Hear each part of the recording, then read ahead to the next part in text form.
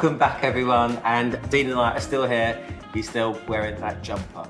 We're talking about some of the questions that have been asked of us through our membership. And one of them that keeps repeating itself is, how bad is it? How bad is it out there? What's the likely side effects of all of this? Is the world gonna self-implode? And we keep telling people over and over and over again, it's never as bad as you think it will be. And I've never heard anybody express this as good as you.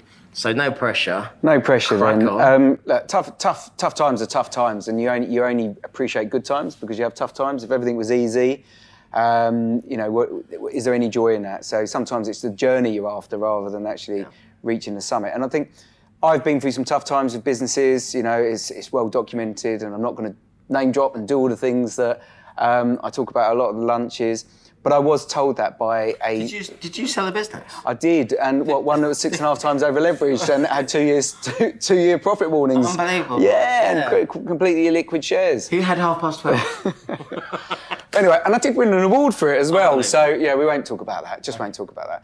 But you don't know that you're going to do these things until these things are put in front of you. You don't know what the instruction is to get around the obstruction until you know what that is.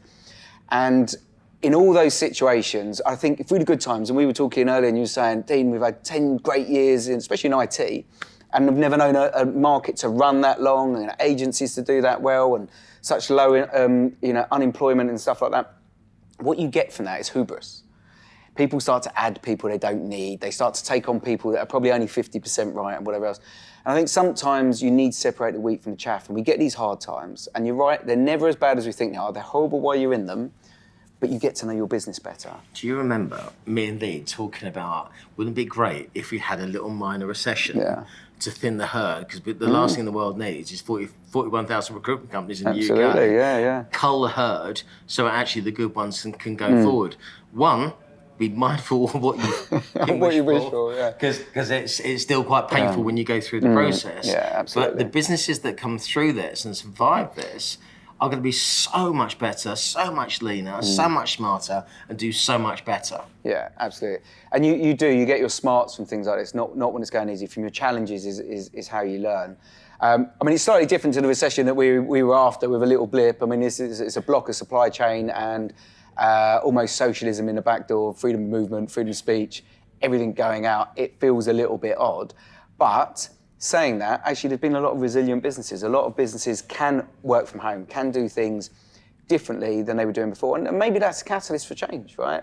But if you're going to be a laggard, if you're going to work how you were working 10, 15, 20 years ago, you're not going to survive these types of things. You need to move, right? No, you're totally fucked. Look, if people aren't moving with the times, changing what they do, changing how they do it, and becoming a modern day supplier of solutions, then that old recruitment is dead. Yeah. And businesses just need to embrace new technology, new opportunities, and just be mindful that it's never as bad as you think it is. It never. It's tough. But the one thing I learned was, when you're productizing, you're coming up with these new ideas, you're trying to fight your way out of the mire.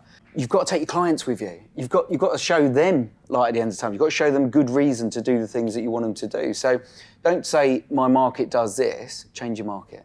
Do what you do. Get your market to think ahead. Okay, but just leave it at that and just do that. Okay, we'll just drop and we'll walk. Word.